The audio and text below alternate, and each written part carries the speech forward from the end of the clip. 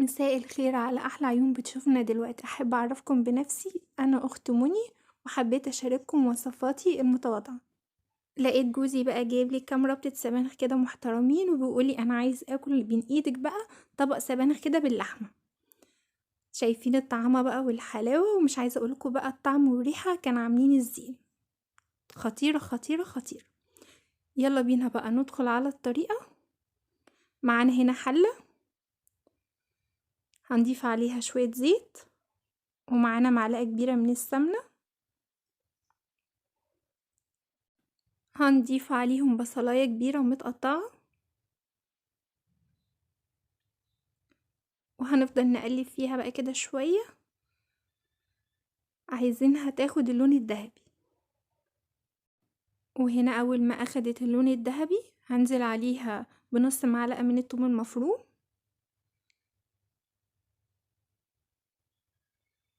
وهنزل عليها بشوية من الشطة الخضراء مقطعينها قطع صغيرة،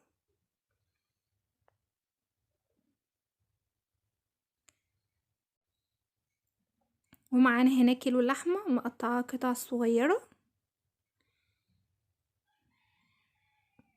وهعلي بقى، كنت معلية النار شوية، هبدأ بقى ان انا اقلب كده تاخد صدمة كويسة علشان متسرطش مننا مية كتير.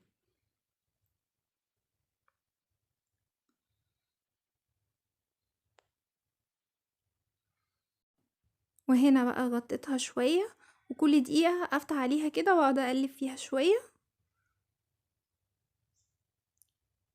وغطيتها تاني وسبتها برضو دقيقة، وبعد كده فتحت عليها تاني. انا بقى ضفت عليها الفلفل الاسود، وهنا معلقة من السبع بهارات، وهنا معلقة من الملح، وقلبتهم تاني كده في بعض تاني مع اللحمة.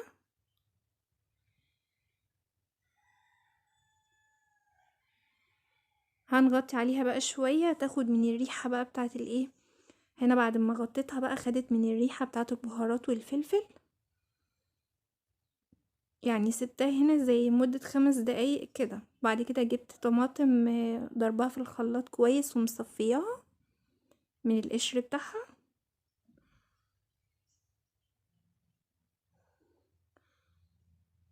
وهنسيبها بقى شوية لحد ما تتسبك خالص والطماطم تنشف. هنحط لها الاول شوية ملح،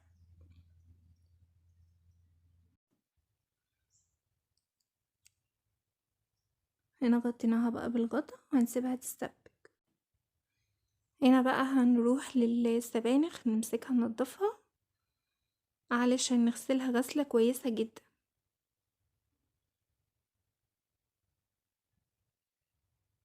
طبعا بطلع الورق الاصفر اللي فيها اللي مش نضيف، واخلي الورق الاخضر الكويس زي ده مثلا.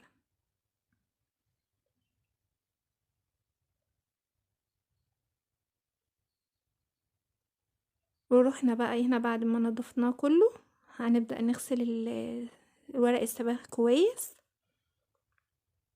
هنا معايا خل هنقعه فيه شوية، يعني لمدة ما يجيش دقيقة. نعم.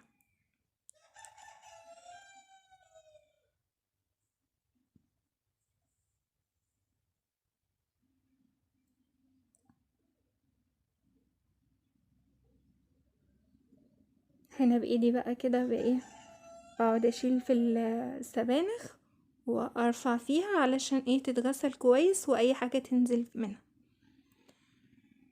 هنا انا شطفت السبانخ اكتر من مرة، مش عايزة اقول لكم بقى يعني ان في الحاجات الخضرة دي بالذات اهم حاجة ان هي تتغسل كويس. طبعا انا كنت غسلة الحوض كويس جدا قبليها، لان انا بحب اغسل الحاجة كده في الحوض فبغسله غسلة كويس.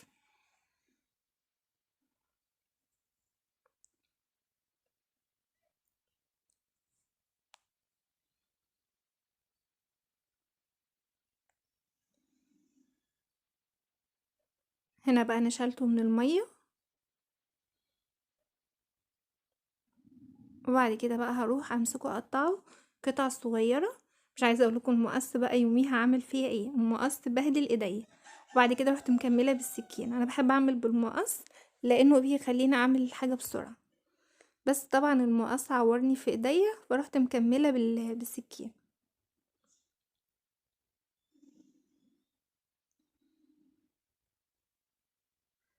انا هنعمل الكمية كلها بنفس الطريقة ديت.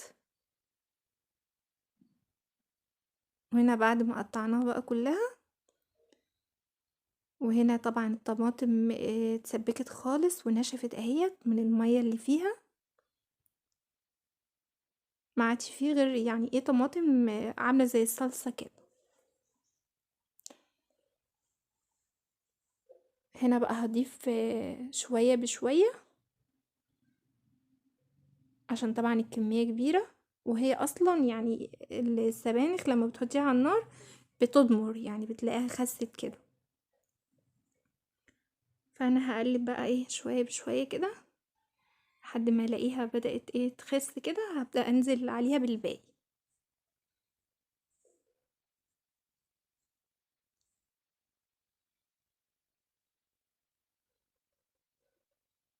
مش عايزة اقولك والله كانت اطعم سبانخ انا بعملها، يعني طعمها جامد وريحة فظيعة.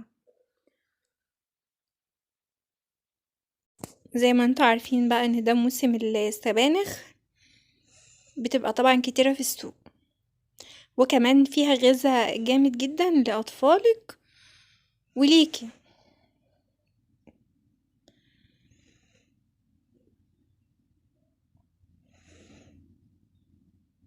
زي ما قلت لكم فضلت بقى ان انا احط شويه بشويه وافضل اقلب لحد ايه ما تضمر، بعد كده احط الباقي.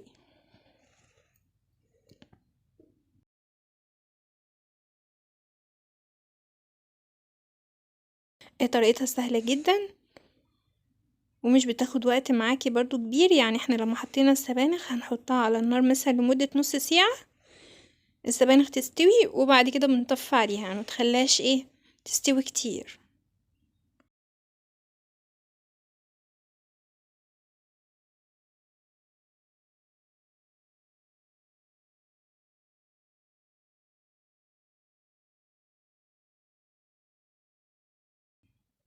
هنا شايفين بقى ضمرت معانا ازاي. هنغطيها بقى، وهنا سبتها نص ساعة تغلي زي ما قلت لكم. وهنا بقى هضيف عليها شوية من الملح حسب رغبتكم في الملح. في ناس بتحب الحاجة عادبة وفي ناس بتحب الحاجة حادقة، يعني حطي ودوقي.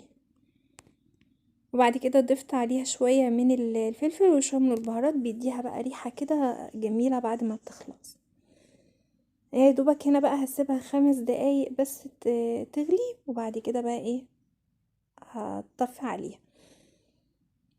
هنا بقى هنبدأ ان احنا نقدمها في طبق، وبألف هنا وشفا. وما تنسوش اللايك والشير وتفعلوا زر الجرس عشان يوصلكوا كل جديد. اشوفكم في فيديو جديد. باي.